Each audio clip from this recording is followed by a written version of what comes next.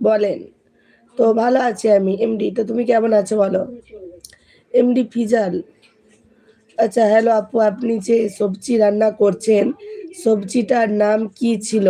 Please বলবেন। আচ্ছা, সবজিটা সমস্ত সবজি, আলু, টমেটো, তারপরে হচ্ছে তোমার হচ্ছে ওলকপি, ফুলকপি, বাঁধাকপি, পালং শাক, তারপরে বিম কড়াই, গাজর, সিম, তারপরে হচ্ছে বিট, তারপরে হচ্ছে বেগুন, তারপরে হচ্ছে ওই যে সিজনে ওলা হচ্ছে নোটে শাক, ঠিক আছে? মানে সমস্ত, মানে মটরশুঁটি যাবতীয় সবজি। তো নিরামিষিতে, ঠিক আছে? ওটা হচ্ছে গোটা ষষ্ঠী রান্না।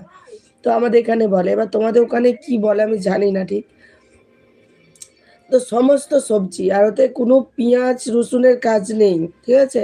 ওটা সম্পূর্ণ একটা নিরামিষি রান্না।